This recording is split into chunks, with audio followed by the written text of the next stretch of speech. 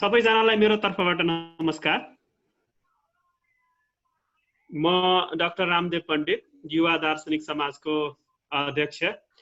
आजदेखि फेरि हामी एउटा नयाँ श्रृङ्खलामा सबैजना जोडिएको छौँ। युवा दार्शनिक समाजले चाहिँ पाक्षिक अनलाइन प्रवचन श्रृङ्खला सुरु गरेको छ आजको मितिबाट, र अब हामी प्रत्येक महिनाको 1 गते र 15 गते यसरी नै 8 बजे विविध दर्शनका विषयहरू, समय सान्दर्भिक विषयहरूमा प्रवचन श्रृङ्खला गर्नेछौँ।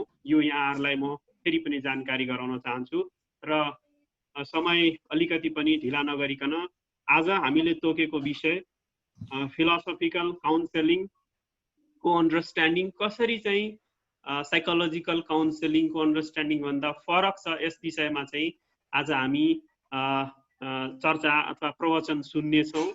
र आज यस विषयमा आफ्नो प्रवचन प्रस्तुत गर्नको लागि हामीसँग अतिथिको रूपमा, वक्ताको रूपमा हुनुहुन्छ त्रिभुवन विश्वविद्यालय त्रिचन्द्र बहुमुखी क्याम्पस दर्शन शास्त्र तथा मनोविज्ञान विभागका उपप्राध्यापक डाक्टर गोविन्द शरण उपाध्याय सर।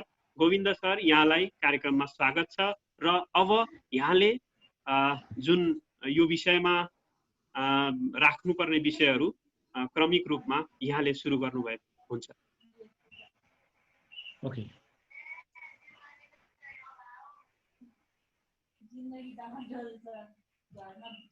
ओम सर्वे भवन्तु सुखिनः, सर्वे सन्तु निरामयाः, सर्वे भद्राणि पश्यन्तु, मा कश्चित् दुःखभाग् भवेत्।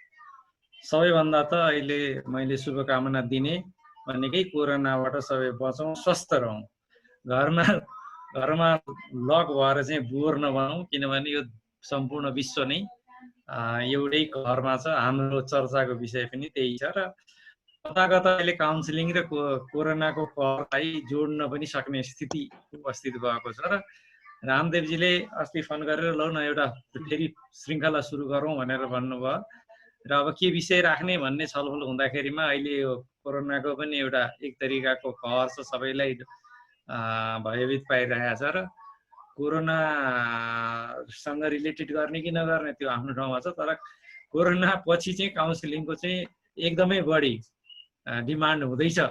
अब त्यो काउन्सिलिङ साइकोलोजिकल हुन्छ कि फिलोसोफिकल हुन्छ, त्यो हाम्रो हातमा भर पर्ने छ भन्ने कुरा राख्दै चाहिँ मैले चाहिँ अब तपाईँहरूलाई सकेँ मैले, होइन। र सबैभन्दा यहाँहरूलाई हार्दिक स्वागत छ। र आजको मेरो जुन विषयवस्तु छ साइकोलोजी फिलोसोफिकल काउन्सिलिङ चाहिँ दार्शनिक परामर्श चाहिँ साइकोलोजिकल अर्थात् मनोवैज्ञानिक काउन्सिलिङ भन्दा फरक कसरी छ भन्ने कुरा यहाँ कुरा आउँदैछ। र सबभन्दा पहिला त यहाँहरूलाई निवेदन गर्दछु कि सामान्यतया काउन्सिलिङ भनेको के हो, हामीले त्यहाँबाट सुरु गर्नुपर्छ। परामर्श भनेको के हो र परामर्शको ओरिजिन कहाँबाट भयो, कि कस्तो कस्तो रूपमा चाहिँ परामर्शको आरम्भ कसरी भयो, त्यसका कार्यहरू के हुन् र त्यसका सीमाहरू के हुन्, यिनी कुराहरू र परामर्शका पूर्व मान्यता के हुन्, यिनी कुराहरू सामान्यतया हामीलाई जानकारी भएन भने परामर्शको मेन कन्सेप्ट नै हामीलाई जानकारी भएन भने हामीलाई वास्तवमा फिलोसोफिकल काउन्सिलिङ पनि बुझ्न गाह्रो हुन्छ। र अहिले चाहिँ 1990 पछि जब मनोवैज्ञानिक परामर्श अथवा परामर्शको चाहिँ बजार विस्तृत हुन थाल्यो, त्यसपछि दार्शनिकहरूले पनि परम्परागत दार्शनिक चिन्तन जुन चाहिँ हिस्ट्री अफ फिलोसफीमा बढी केन्द्रित थियो, त्यसबाहेक अवस्था दर्शनशास्त्र पनि एक्सपेरिमेन्टल हुनु पर्यो, प्रायोगिक हुनु पर्यो, प्र्याक्टिकल हुनु पर्यो, व्यवहारिक हुनु पर्यो भनेर चाहिँ दिमाग लगाउन थालेर त्यसैको उपज चाहिँ फिलोसोफिकल काउन्सिलिङ हो। र अब मैले तपाईँहरूलाई एउटा प्रेजेन्टेसनमा लिएर जान चाहेँ र यो प्रेजेन्टेसन खोल्दैछु म। मेन कुरा के हो भनेदेखि मान्छे चाहिँ हामी मूलत रेसनल एनिमल भन्छौँ। अब यो एनिमल हो कि होइन हो त्यस विषयमा चाहिँ बडो विवाद छ है। हामी चाहिँ दृष्टिकोण आफ्नो आफ्नो हो। विज्ञानले एनिमल माल्छ भनेदेखि कतिपय अवस्थामा चाहिँ विज्ञानका सबै कुराहरू कतिपय विश्वासले र तर्कले पनि अस्वीकार गर्छन्। र यहाँ हेरौँ, र यो प्रेजेन्टेसनमा म यहाँ व्हाट इज काउन्सिलिङ, पहिला त्यो के हो counselling? Counselling is a collaborative effort between the counselor and client. Professional counselors help to client identify goals and potential solution to the problems. Problem के का प्रब्लम भन्दाखेरिमा काउन्सिलिङको यदि हेर्ने हो भने यसको एउटा काउन्सिलिङको लागि एउटा प्रमुख नभई नहुने तत्त्व के हो भने जुन काउन्सिली हुन्छ, जुन साइकोलोजीको भाषामा त्यसलाई क्लाइन्ट भनिन्छ, तर फिलोसफिकल काउन्सिलिङमा चाहिँ क्लाइन्ट भनिँदैन, त्यो पछि आउँछ हैन। तर मैले काउन्सिलिङको यसको एउटा पूर्व शर्त के हो भनेदेखि जुन काउन्सिली हुन्छ त्यो काउन्सिली चाहिँ कोग्निटिभली एक्टिभ हुनुपर्छ। यदि त्यो बुझ्न सक्ने क्षमता छैन उसको भने काउन्सिलिङ काहीँ पनि परामर्श सक्सेस हुँदैन। बुझ्नेको अर्थ के हो भने आहार निद्रा भयमै तुनञ्च समानमेतत् पशुभिर नराणाम ज्ञानमितेषं। ज्ञान अर्थात् अन्डरस्ट्यान्डिङ, रिजन अर्थात् उसले तर्क गर्न सक्ने तर्कको क्षमता भइरहेको हुनुपर्छ, जब मात्रै परामर्श चाहिँ प्रभावित हुन्छ, प्रभावी हुन्छ, अन्यथा हुँदैन। पहिलो कुरा यहाँ हेर्नुहोस्, यतापट्टि यहाँ हेर्नुहोस्, understanding. He should or she should be understanding है। जब म बोल्छु त्यो कुरालाई उसले चाहिँ अन्डरस्ट्यान्ड गर्नुपर्छ। दोस्रो कुरा अन्डरस्ट्यान्ड जसले त्यसले गर्छ जसले सुन्छ। तेस्रो कुरा सुनेको कुरालाई त्यो रिस्पोन्स गर्ने माध्यमहरू हुन्छन् कि त हो भनेर भन्नु पर्यो, कि टाउको हल्लाउनु पर्यो हैन, केही न केही रिस्पोन्स पर्ने हुन्छ। त्यसको कुरा चाहिँ जब रिस्पोन्स गर्छ, रिस्पोन्स पछि चाहिँ त्यसको रिएक्सन हुन्छ। रिएक्सन नेगेटिभ र पोजिटिभ यही पनि हुन सक्छ, तर it must be the reaction. त्यसपछि चाहिँ जति पनि यिनी कुराहरू गर्छौँ त्यो चाहिँ कन्फिडेन्सियल हुन्छन्। र कहिलेकाहीँ हामी ग्रुप टु ग्रुप गर्छौँ, र कहिलेकाहीँ चाहिँ के हुन्छ भन्दाखेरिमा त्यो पर्सन टु पर्सन हुन्छ। र साइकोलोजिकल काउन्सिलिङका 4 वटा पूर्व मान्यताहरू हुन्छन्।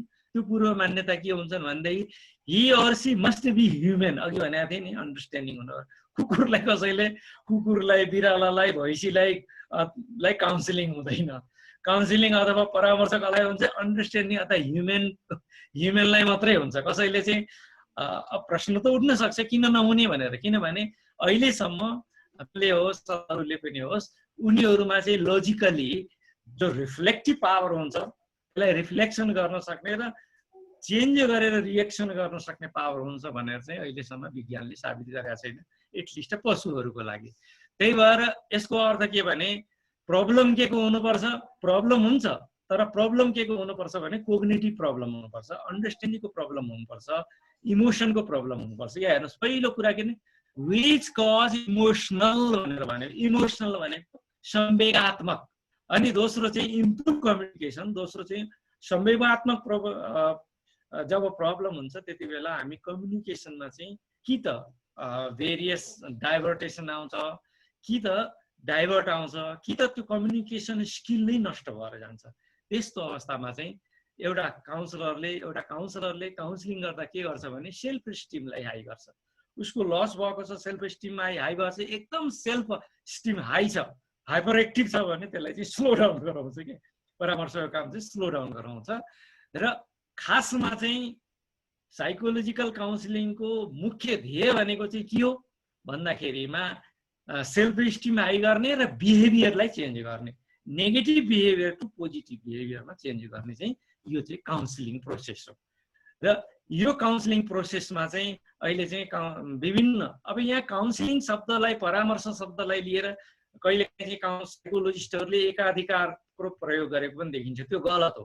काउन्सिलिङ शब्द जुन हो, परामर्श शब्द जुन हो, त्यो चाहिँ यति व्यापक छ कि क्यानाडामा, न्युजिल्यान्डमा चाहिँ परामर्श शब्दसँग साइकोलोजीलाई जोडिँदैन, किनभने साइकोलोजीसँग चाहिँ केही न केही स्टिग्माहरू जोडिएका हुन्छन्। त्यो स्टिग्मा के भने मलाई मानसिक समस्या भयो, म त साइकोलोजिस्ट कहाँ जान्छु भन्दाखेरि यो त बौलाए चाहिँ भन्ने कुरा एउटा हाम्रो स्टिग्मा जोडिएको छ क्या। त्यसले गर्दाखेरि कतिपय अवस्थामा यो काउन्सिलिङ, साइकोलोजिकल काउन्सिलिङका लिमिटेसनहरू हुन्छन्। सबैलाई धेरैलाई थाहा हुन्छ कि मलाई समस्या छ, तर ऊ साइकियाट्रिस्ट कहाँ अथवा काउन्सलर कहाँ जान चाहँदैन। त्यही भएर यसको अर्थ के भने परामर्श यस्तो विधा हो जहाँ चाहिँ परामर्शदाताले चाहिँ साइकोलोजीको पनि नाम लिन नपरोस्, तर उसको जुन रेसनल अन्डरस्ट्यान्डिङमा आएको जुन अव्यवस्था हो, यसलाई अव्यवस्था भन्छ। यो फिलोसफीमा ठिक शब्द चाहिँ के हो भने अव्यवस्था जुन हो त्यसलाई चाहिँ व्यवस्थित गर्न सकियोस्। काउन्सिलिङको मूल अर्थ चाहिँ प्रयोजन चाहिँ त्यो हुन्छ है। दोस्रोमा चाहिँ तपाईँले हेर्नु what is not philosophical counselling. अलिकति मिस्टेक भएछ, यसलाई मिलाउनु होला। What is or not a philosophical counselling. अब पहिलो चाहिँ what is the philosophical counselling? The examination of argument and justification. तपाईँले जुन आर्गुमेन्ट गर्नुहुन्छ त्यो आर्गुमेन्टको स्तर के छ पहिला त्यो हेर्ने। कुनै मान्छे आउँछ आर्गुमेन्ट त गर्छ, तर आर्गुमेन्टमा चाहिँ पुङपाङ कि कता के मिल्या हुँदैन, कहाँ के मिल्या हुँदैन र त्यो जस्टिफाई पनि गर्न भन्छ। उसले म त दिल्ली जानु छ नि भनेर भन्यो आर्गुमेन्ट के, म दिल्ली जानु छ भनेर भन्यो। टिकट कहाँको किनिस् भन्दा पोखराको किने भनेपछि मिलेन नि त कुरा त। उस आर्गुमेन्ट उसलाई दिल्ली जानु, तर उसले भन्छ म पोखराको टिकट किन्छु भन्यो भने आर्गुमेन्ट मिलेन, जस्टिफिकेसन भएन। दोस्रो कुरा clarification analysis of definition term of the concept.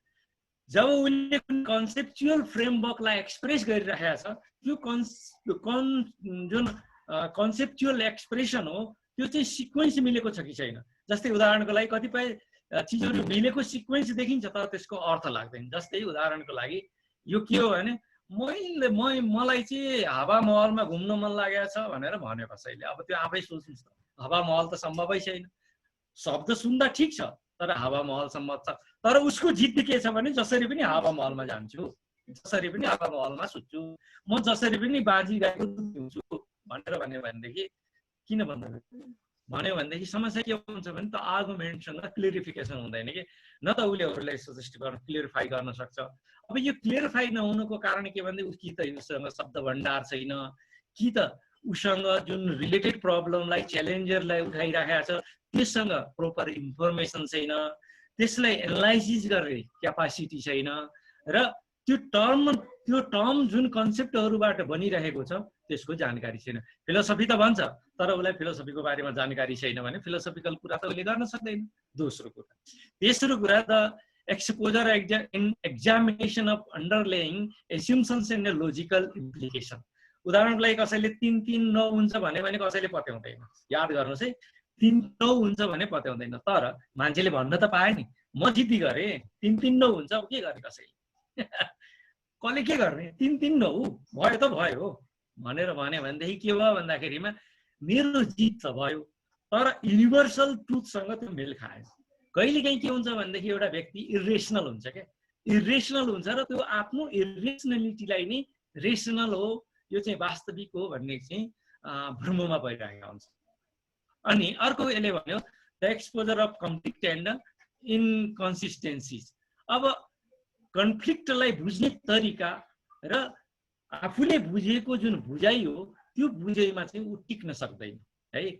ऊ तथ्यमा आधारित छ तर पनि अरू कुनैले त्यो तथ्यलाई बङ्ग्याउने मान्छे आएर उसले उसभन्दा सलिड कुतर्क राख्यो भने पनि कन्भिन्स हुने सम्भावना बढ्छ है। अनि it is investigation traditional philosophical theories and their significance of the individual issues. किनभने जति पनि फिलोसफिकल थ्योरिजहरू डेभलप भए त्यो त इन्डिभिजुअलले गरे कुनै न कुनै आधारमा। भनेपछि त्यो थ्योरीहरू डेभलप भए, त्यो थ्योरीहरू डेभलप हुँदाखेरिमा कुन परिवेश थियो त, हिस्ट्री अफ फिलोसफी पनि हेरेर। अब यसको भनाइको अर्थ के हो भने a philosopher tries to develop a self theories के। अहिले हामीले जति थ्योरीहरू पढ्छौँ वेस्टर्नहरूले बनाएका थ्योरीहरू पढ्छन्। फिलोसफरले के भन्छ फिलोसफिकल काउन्सिलिङले भने you have the all potentialities, you can be a theory maker के, हामी थ्योरिस्ट हुन सक्छौँ भन्ने कुराको चाहिँ यसले। अनि अन्तिममा हेर्नुभयो भने तपाईँले the initiation of project and common goals, यो भनेको project and for the common goals. यसले चाहिँ एकता, हामी विविधताबाट एकतामा जान्ने चाहिँ हाम्रो कमन गोल हुन्छ। र इन्टेलेक्चुअल एप्रोच, यो सबैमा फिलोसफिकल एप्रोच के हो भने यसमा जहिले पनि हामी चाहिँ कोग्नेटिभ इन्टेलेक्चुअल एप्रोचलाई महत्त्व दिन्छौँ। हामीले चाहिँ अरू पनि लिन्छौँ, यसको अर्थ अरूले इन्फिरियर मान्ने होइन। अनि अब फिलोसफिकल काउन्सिलिङ के होइन त भन्दाखेरि it is not a mental health approach. यो मेन्टल हेल्थ एप्रोचले हेर्दैन, यसले चाहिँ कोग्नेटिभ एप्रोचले हेर्छ।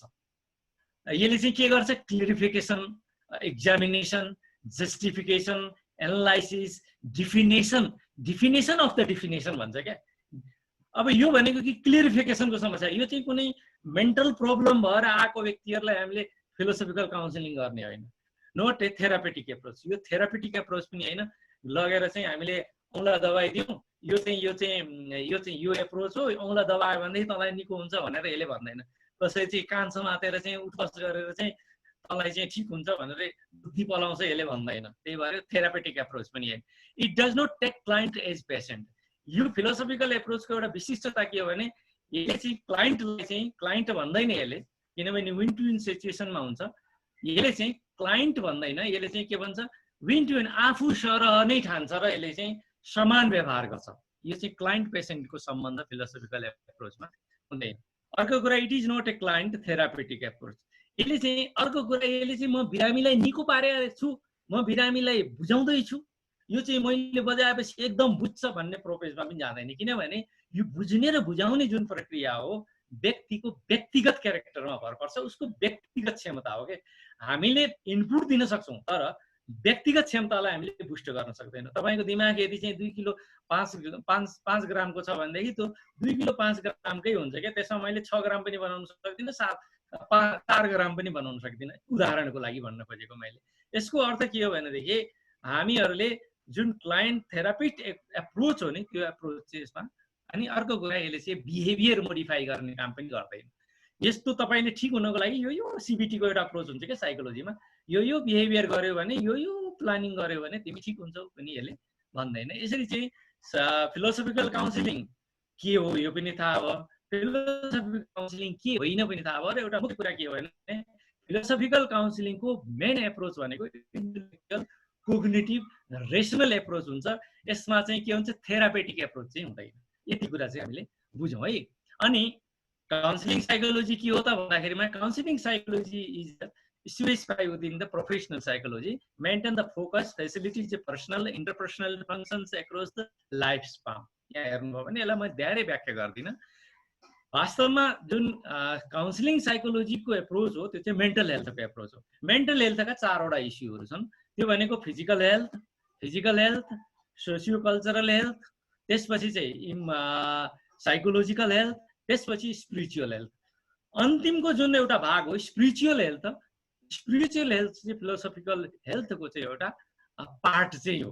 त्यही भएर चाहिँ यो चाहिँ जुन काउन्सिलिङ हेल्थको अन्तर्गतको, किनभने हामीले डिल गर्ने र फिलोसफिकल काउन्सिलिङले डिल गर्ने पनि ह्युमेनलाई हो, फिलोसफिकल काउन्सिलिङले साइकोलोजिकल काउन्सिलरले डिल गरे पनि ह्युमन बिइङ हो, फिलोसफिकल काउन्सिलिङले पनि डिल गर्ने ह्युमन बिइङ हो।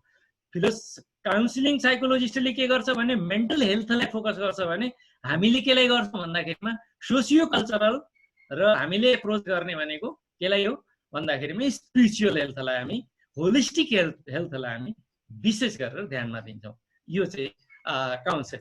अब यहाँ हेर्नु भने त्यसो भएदेखि फिलोसफिकल काउन्सिलिङ के हो त भन्ने अलिकति माथि मैले चर्चा गरिसकेका थिएँ।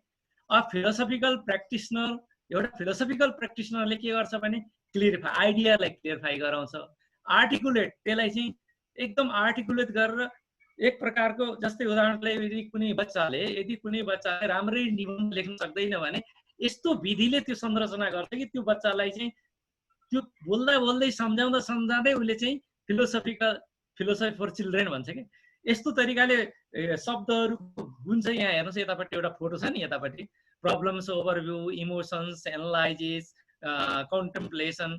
यो चाहिँ जुन हो लियो मारिनोफ जुन अमेरिकन फिलोसफर भए उनले डेभलप गरेको विधि हो। अब यसमा चाहिँ म धेरै जानु चाहिन्न होइन। त्यसपछि के आर्टिकुलेट, एक्सप्लोर गर्छ। अनि सबैभन्दा महत्त्वपूर्ण कुरा के हो भने मान्छे जे भन्छ उसको बिलिफको कारणले भन्छ क्या। फिलोसफरले हाम्रो फेथ र बिलिफले हामी बनाएका हुन्छन्, हाम्रो पर्सनालिटी त्यसले निर्माण गरेका हुन्छ। कहिले काहीँ के हुन्छ भने हाम्रा बिलिफ सिस्टम नै इरेसनल हुन्छन् क्या। तपाईँले बाघ चाहिँ त्यो भेडामा मिसिएको कथाहरू सुन्नुभएको होला। बाघ चाहिँ एउटा बाघ रहेछ, भेडामा मिसिएछ भनेको बच्चा हुँदैखेरि। अनि त्यहाँ त भेडाको बथानमा गएर हिँड्ने रहेछ। अनि एक दिन एउटा भेडाको बथानमा हिँड्दा एउटा बाघले देखेछ, यत्रो बाघ छ, भेडासँग वाउ म्याउ म्याउ गर्दै हिँडिरहेछ। बाघले गएर समातेछ। अनि ऊ त डरायो, भाग्यो। ए बाबु त म जस्तै छ मान्दैन। अनि एक दिन चाहिँ जबरजस्ती बाघले समातेर लगेर नदीमा लगेर तेरो र मेरो मुख एउटै होइन त भनेर देखाइदिएपछि हो नि भनेपछि बल्ल उसले आफूले रियलाइज गर्यो।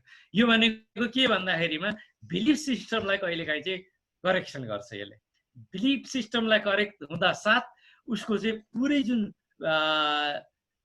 धेरै प्रब्लमहरू हुन् जुन लाइफसँग रिलेटेड इस्यु तिनीहरू चाहिँ जस्तै भेडामा गएर हिँड्थ्यो घाँस खाने समस्या हुन्थ्यो होला बाघ भएर, बाघ त मांस खान्छ नि त, घाँस त खाँदैन, तर ऊ भेडासित हिँडेपछि त खानु पर्यो नि त भनेपछि उसलाई समस्या भयो हुँदो भनेपछि इरेसनल थिङ्किङको लागि चाहिँ यसले यिनी गर्छ। अनि अर्को कुरा त्यसपछि के हुन्छ भनेदेखि चाहिँ मिड लाइफ क्राइसिसको career changes, stress, emotion, assertiveness, physical illness, death, dying, यसलाई चाहिँ पछि तपाईँले हेर्नुभयो भने यसलाई चाहिँ एक्जिस्टेन्सियल थेरापी भनेर चाहिँ अब फिलोसफिकल यो साइकोलोजिस्टहरूले कहिलेकाहीँ बडो चलाकी गरे हामी के यिनीहरूले फिलोसफीलाई प्रयोग चाहिँ गर्न पर्यो। तर फिलोसफी भन्यो भनेदेखि त हामी अलिकति अवैज्ञानिक हुन्छौँ कि भन्ने डरले उनीहरूले existential philosophy, existential approach of psychological counselling पनि भन्ने गरेका छन्।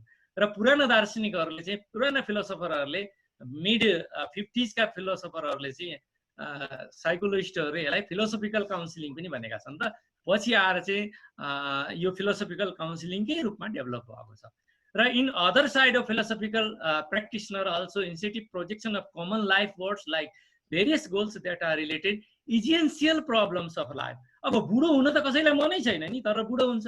तर कोही मान्छे यस्ता हुन्छ नि बुढो हुनबाट महाडर लाग्छ भनेदेखि अब यो त इरेसनल थिङ्किङको इरेसनल थट हो नि त। किनभने बुढो हुनलाई तपाईँहरूले रोक्न सक्नुहुन्न, तर तपाईँ डराउनुहुन्छ भनेपछि अब के गर्छ फिलोसफरले भनेदेखि क्लियरिफाइज आर्कुलेटर्स। अब कुन विधि अप्नाएर चाहिँ आर्कुलेट गर्ने हो त्यसलाई चाहिँ सबैले गीतामा हेर्नुभयो भनेदेखि गीताले त्यसलाई के भनेको छ भने आत्मा न जन्मन्छ न मर्छ र जीवन भनेको सुख दुःख जयाजय लाभ र जयाजय हो, त्यही भएर योबाट डराउन आवश्यकता छैन, कर्म गर्दै जाने, यो बुढो भइयो त भइयो भनेर त्यो तपाईँको क्लियरिफाई गरिदिन्छ क्या। त्यो चिजलाई क्लियरिफाई गरिदिएपछि इजी हुन्छ लाइफ। र रेसनल इमोसनल बिहेभियर थेरापी भनेर अल्बर्ट एलिसले चाहिँ खास गरी यो दार्शनिक चिन्तन फिलोसफिकल काउन्सिलिङलाई चाहिँ एक्जिस्टेन्सियल थेरापी भनेर चाहिँ प्रयोग गरेथे पहिला। र यो फिलोसफिकल काउन्सिलिङको मूल उद्देश्य भनेको हाम्रो जुन कोग्निटिभ फिल्ड हो, किनभने मान्छे त कोग्निसन हो नि, कोग्निसन म जतिसुकै जानकारी लागेको मान्छे हुन्छु तर त्यसमा चाहिँ क्लियरिफाई गर्छ कि हामीलाई चाहिँ खास भन्यो भने रेसनल क्लियरिफाईको आवश्यकता पर्छ। हामी जब रेसनली बाँच्न थाल्छौँ नि त्यसपछि धेरै सांसारिक समस्याहरू चाहिँ बुद्धले भने जस्तै दुःख हो संसार भनेर रेसनल भयो भने थन्किए क्या। त्यही भएर चाहिँ गीतामा हेर्नुभयो भने ज्ञानयोग कर्मयोग र ज्ञानयोग कर्मयोग र भक्तियोग विभिन्न प्रकारका व्यक्तित्वहरू हुन्छन्। त्यो व्यक्तिले जुन व्यक्तिको त्यो रेसनल डेभलप छ, जुन पर्सनालिटीमा त्यो बिल्डअप छ त्यसैलाई अपनायो भने लाइफ इजी हुन्छ भनेर गीताले सजिलै भनिदिएको छ। यसलाई चाहिँ साइकोलोजिस्टहरूले सिबिटीको रूपमा हालेका छन्। यो चाहिँ मेन कुरा साइकोलोजिकल काउन्सिलिङ हो।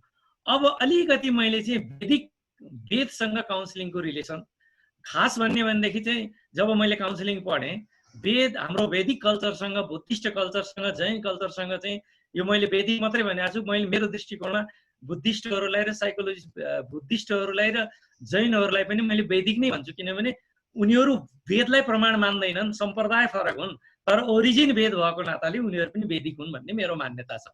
अब यो सबैमा सहमति हुनुपर्छ भन्ने आवश्यकता छैन।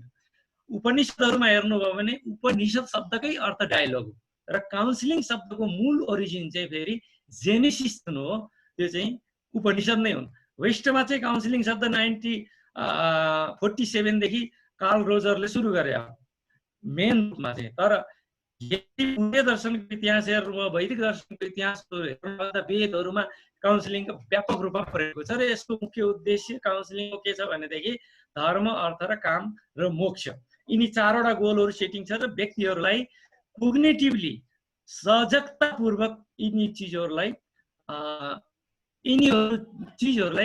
गोलको रूपमा एक्सेप्ट गर्ने, च्यालेन्जेसको रूपमा एक्सेप्ट गर्ने, त्यसलाई चाहिँ त्यससँग चाहिँ आफू भिज्ने र त्यसमा भिज्दै अनि मोक्षलाई प्राप्त गर्ने, यिनी एप्रोचेसहरू यसमा देखिन्छन्।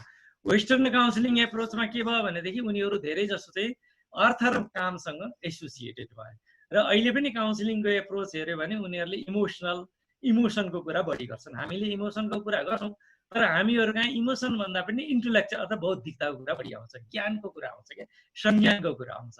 र वैदिक philosophical counselling focus on solve, यसले के भन्छन्, आदिदैविक, आदि भौतिक र आध्यात्मिक समस्याहरूलाई समाधान गर्न चाहिँ विशेष गरेर वैदिक काउन्सिलिङको फोकस छ भनेदेखि पाश्चात्य काउन्सिलिङको जुन एप्रोच हो त्यो फिलोसफिकल काउन्सिलिङको एप्रोच पनि के छ भने काम र अर्थको चाहिँ फोकसमा बढी सल्भ प्रब्लमहरू रिलेटेड लाइफका समस्याहरूलाई चाहिँ समाधानमा बढी केन्द्रित देखिन्छ। वैदिक फिलोसफिकल युजेज वैदिक फिलोसफिकल काउन्सिलिङ युजेज होलिस्टिक एप्रोचलाई अप्नाउँछ। अन्नमय प्राणमय मनोमय विज्ञानमय र आनन्दमय कोषमा गएर चाहिँ यो काउन्सिलिङ चाहिँ आनन्दमय कोष प्राप्त भइसकेपछि काउन्सिलिङको टुङ्गो लाग्छ। त्यसपछि कुनैलाई पनि काउन्सिलिङ चाहिँदैन। फेरि त्योभन्दा तल्लो स्थितिसम्म चाहिँ काउन्सिलिङ चाहिन्छ। त्यो भनेको तपाईँले हेर्नुभयो भने फिजिकल, मेन्टल, स्पिरिचुअल लेभलबाट क्रमशः हामी उठ्दै जान्छौँ र कतिपयलाई थाहा छ यसको तुलना चाहिँ कतिपय अर्थमा चाहिँ ओस्लोको चाहिँ मनोमय कोषमा पनि हामीले तुलना गर्न सक्छौँ। यहाँ हेर्नुहोस्, एउटा फोटो हेर्नुहोस् त, यो चाहिँ ऋषिहरूले चाहिँ त्यो दण्डकारण्य कारण के अरे त्यहाँ गएर चाहिँ प्रश्न गरेका छन् सुकदेवजीहरूले। बोले हाम्रो लाइफ के हो, संसार कसरी चल्छ, संसारको उत्पत्ति कसरी भयो र अन्तिममा व्यक्तिको गति के हुन्छ भनेर यहाँ चाहिँ सुकदेवसँग प्रश्न गरे। भागवतको एउटा काउन्सिलिङ सुरु भयो। थियो हामी गरुड पुराण तल हेर्नुहोस्, गरुड पुराण त्यो लाइफ हामी लाइफ फिट भयो नि त। एउटा मान्छे मरेर गएर लगेर जलाउनु पर्छ, अब भोलि मान्छेहरूलाई त्यो डर भयो नि त। अनि त्यहाँ लाइफ फिट भइसकेपछि गरुड पुराण सुनाएर चाहिँ यो पनि फिलोसफिकल काउन्सिलिङ हो। गरुड पुराण सुनाएर चाहिँ उसलाई चाहिँ रियल लाइफमा फर्काइदिन्छ र यो चाहिँ जीवनको अभिन्न अङ्ग है भनेर भन्छ। यता चाहिँ गीताको चाहिँ तपाईँले हेरिहाल्नुभएको छ, गीताको थ्योरी कर्मयोग, ज्ञानयोग र भक्तियोगको थ्योरी छँदैछ। अब यहाँ चाहिँ के हो त भन्दाखेरिमा, अब यहाँ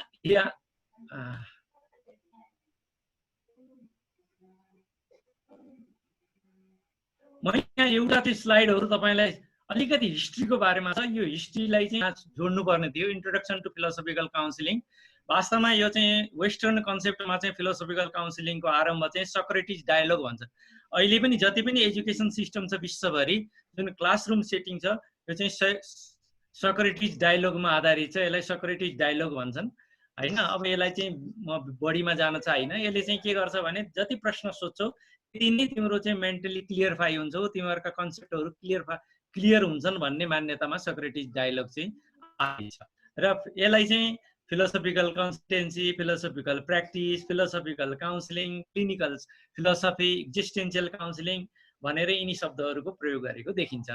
र फिलोसफिकल काउन्सिलिङका पहिला व्यक्तिहरू पिटर कन्स्टेन्टबर्न भन्ने हुन्। यिनीहरू चाहिँ सेन्ट जोस युनिभर्सिटीमा थिए। यिनले चाहिँ पहिलो फिलोसफिकल काउन्सिलिङ नै त उनले भनेनन्, तर उनले चाहिँ the new image of person, the theory and practice of clinical philosophy भन्ने किताब लेखिसकेपछि यसको आरम्भ भएर त्यसपछि चाहिँ अब यो तपाईँहरूले स्लाइड हेर्नुहोस्, यसलाई म बढी जान चाहिन्न। स्लाइड अहिलेको फिलोसफिकल काउन्सिलिङमा विशेष गरेर जुन हामी चर्चा गर्छौँ र अहिले विश्वव्यापी रूपमा जुन फिलोसफिकल काउन्सिलिङको कन्सेप्ट चाहिँ एकदम हाइली आउँदैछ, यो चाहिँ मोरल थ्योरी, एथिक्स, साइकोलोजी र फिलोसफी, यिनी तीनैवटाको कन्जाइन हो यो। र लियो मेरिनोफले चाहिँ जब अमेरिकन फिलोसफिकल प्र्याक्टिसनर्स एसोसिएसन उनको अध्यक्षतामा स्थापित भयो, त्यसपछि चाहिँ यो विश्वभरि नै परिचर्चा हुन थाल्यो। त्यसपछि चाहिँ यो चाहिँ France, Belgium, Germany, Australia, Switzerland गरेर कमसेकम अहिले चाहिँ 60वटा भन्दा बढी देशमा चाहिँ यो प्रचलनमा छ। र नयाँ डेभलपमेन्ट के भने भारतको पन्जाब युनिभर्सिटीमा चाहिँ फिलोसफीको एमएमा चाहिँ फिलोसफिकल काउन्सिलिङको एउटा पेपर चाहिँ पढाइ हुन्छ भन्ने कुरा चाहिँ त्यहाँ नन्दिनी भन्ने मेरो मित्र हुनुहुन्थ्यो, उहाँले चाहिँ मलाई सुरत गएको बेला भन्नुहुन्थ्यो र मैले नेटमा खोजेको त्यो मैले साक्ष्य पाएँ। र नेपालमा भने खासै फिलोसफिकल काउन्सिलिङको त्यति प्र्याक्टिस छैन, प्र्याक्टिस गरिएको छैन। एकचोटि हामीले चाहिँ युकेबाट 2 जना विद्वान आउनुभएको थियो, खास गरी फिलोसफी फर चिल्ड्रेनमा काम गर्नेहरू, उहाँसँग बसेर चाहिँ हामीले 2 दिनको वर्कसप चाहिँ यहाँ गरेका थियौँ। र त्यसबाहेक हामीले नेपालमा चाहिँ सम्भवतः एउटा आर्टिकल लेखियो र यो फिलोसफिकल यति गेदरमा चाहिँ यसरी चाहिँ सम्भवतः यो पहिलो पनि हुन सक्छ फिलोसफिकल काउन्सिलिङको विषयमा परिचर्चा गरिएको। अब एउटा रमाइलो कुरा के भयो भनेदेखि म आफै नै विशेष गरेर फिलोसफिकल काउन्सिलिङमा साइकोलोजी दुवैमा इन्भल्भ भएको नाताले मलाई चाहिँ यो अलिक सजिलो भएको छ। र अब अन्तिममा प्रश्न के उठ्छ भने त्यसो भएदेखि फिलोसफिकल काउन्सिलिङको स्कोप के छ र यसका च्यालेन्जेस के हुन् भन्ने बारे पनि अलिअलि हामीले परिचर्चा गर्नुपर्छ। अहिले चाहिँ जस्तै अहिले कोरोनाको कारणले तपाईँले हेर्नु भने हाम्रो एक्जिस्टेन्सियल थ्रेट चाहिँ बढी भएको छ। कुन मर्ने र कुन बाँच्ने भन्ने नै ठेगान छैन यहाँ त। भनेपछि अब यसले त हाम्रो जतिसुकै विद्वान, जतिसुकै जान्ने, जतिसुकै श्रेष्ठ भए पनि यसले मेन्टल स्ट्रेस त सृजना गर्छ नै। यो अवस्थामा चाहिँ फिलोसफिकल काउन्सिलिङको एकदमै बढी आवश्यकता पर्छ। दोस्रो कुरा, राजनीति हेऱ्यो भने सबै राजनीतिक दलहरूले एकदम हामी असल हौँ भन्छन्, तर प्र्याक्टिसमा हेऱ्यो भनेदेखि सबै घुसिया प्रमाणित भएका छन्। अब यो प्र्याक्टिस, अब उनीहरूलाई घुसिया भन्न पनि मिल्दैन। कहाँ चाहिँ यो प्र्याक्टिस र थ्योरी र प्र्याक्टिसमा मिसिङ भयो, यो कुरालाई क्लियरिफाई गर्ने पनि फिलोसफिकल काउन्सिलिङको काम हो है। काउन्सिलिङ आइडेन्टिटी इस्यु अहिले विश्वभरि नै आइडेन्टिटी इस्यु चलिरहेका छन्। आइडेन्टिटी इस्युको बारेमा पनि क्लियरिफाई गर्ने काम, किनभने आफ्नो आइडेन्टिटी हेर्ने भने मान्छेको रूपमा हामी सबै मान्छे हौँ, तर पनि सबैलाई आइडेन्टिटी चाहिएको छ भनेदेखि आइडेन्टिटी इस्युलाई चाहिँ युनिभर्सल ट्रुथसँग अथवा किन आइडेन्टिटी इस्यु भन्दा साथ त्यो के हो भने पार्सियलिटीमा गयो कि, तर त्यसलाई युनिभर्सल एकतासँग जोड्ने कसरी भन्ने काम पनि हामीहरूले फिलोसफिकल काउन्सिलरले गर्ने काम हो। त्यसै चाहिँ डिससेटिस्फेक्सनको कुरा आए, एपिस्टिमोलोजिकल क्लियरिफिकेसन कुरा आए, human right, environmental issue, cognitive and affectional issues भए, गोल सेटिङका कुरा भए, मेटाफिजिकल मोरल भ्यालुज बिलिफ सिस्टमका कुराहरू भए, थ्योरी क्रिएसन पनि सम्भव यो साइकोलोजी यो फिलोसफिकल प्र्याक्टिसनरहरूले नै गर्ने हो। र इथिकल डिलेमाका कुराहरूलाई क्लियर गर्ने काम पनि फिलोसफिकल काउन्सिलरले नै हो। र जति मैले यो तपाईँहरूलाई स्कोपको कुरा गरेको छु, यसका च्यालेन्जेस पनि त्यही हुन्। च्यालेन्जेस के हुन् भनेदेखि अहिले सबैभन्दा हामी फिलोसफिकल काउन्सिलरको इस्यु के हो भने नेपालमा र भारतमा त यति धेरै प्रयोग भइरहेको छ फिलोसफिकल काउन्सिलिङ कि त्यसको कुनै पनि सीमा छैन। तर न त यो कुरालाई रिकग्नाइज साइकोलोजिस्टले गरेका छन्, न मेडिकल सेक्टरले गरेका छ, न यो कुरालाई चाहिँ साइकियाट्रिक्सहरूले गरेका छन्। तर जनमा प्रत्येक व्यक्तिमा जन्मदेखि मरणसम्म फिलोसफिकल काउन्सिलिङको प्रयोग भइरहेको छ। त्यही पनि यसलाई चाहिँ रिकग्नाइजेसन छैन।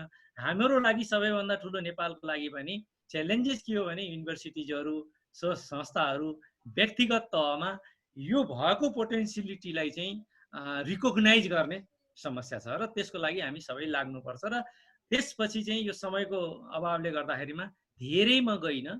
त्यसपछि एक्जिस्टेन्सियल क्राइसिसमा फिलोसफीको कसरी प्रयोग हुन्छ भन्ने कुरा पनि हामी साइकोलोजिस्टसँग, त्यसपछि ह्युमन राइट कमिसनसँग मिलेर चाहिँ एक्जिस्टेन्सियल इस्युमा काम गर्न सक्छौँ। त्यसपछि प्र्याक्टिकल थ्योरीको जुन ग्याप छ राजनीतिज्ञहरूसँग मिलेर त्यसमा क्लियरिफिकेसन गर्न सक्छौँ। आइडेन्टिटी इस्यु जुन प्रत्येक व्यक्ति महत्त्वपूर्ण छ नि, उसले म महत्त्वपूर्ण छ भनेको छ भने ऊ महत्त्वपूर्ण छ भनेर अरूलाई पनि एक्सेप्ट हुने तरिकाले रेसनली अन्डरस्ट्यान्डिङ गराउने इस्यु चाहिँ हामी साइकोलोजिस्ट छ। तर यिनी यत्रो स्कोप हुँदाहुँदै पनि च्यालेन्जेस पनि यहीहरू यी नै हुन्। र सबैभन्दा महत्त्वपूर्ण कुरा के हो भनेदेखि हामीहरू चाहिँ एथिकल डिलेमाको सेक्टरमा चाहिँ, जस्तै उदाहरणको लागि तपाईँलाई एउटा सानो इक्जाम्पल दिन्छु र त्यसपछि मैले समाप्त गर्छु। कान्तिपुर टिभीले चाहिँ कुनै दिन चाहिँ लबेरिया भन्ने प्रोग्राम चलाउँथ्यो, याद गर्नुहोस् है, लबेरिया भन्ने प्रोग्राम चलाउँथ्यो। त्यसले के सिकाउँथ्यो त्यहाँ भनेदेखि बच्चा जुन टिनेजर छन् उनीहरूलाई लभ लेटर कसरी लेख्ने, डेटिङमा कसरी जाने, केटाले केटीलाई पहिलोचोटि कसरी एप्रोच गर्ने, त्यस्ताहरू सिकाउँथ्यो। अब टिभीमा बालबच्चाहरूले त्यो हेर्छन्, टिनेजरहरूले घरमा आउँछन्, खबरदार कसैसित लभ गरिस् भने, कसैलाई लभ लेटर लेखिस् भने यो गलत हो भनेर सिकाउँछन्।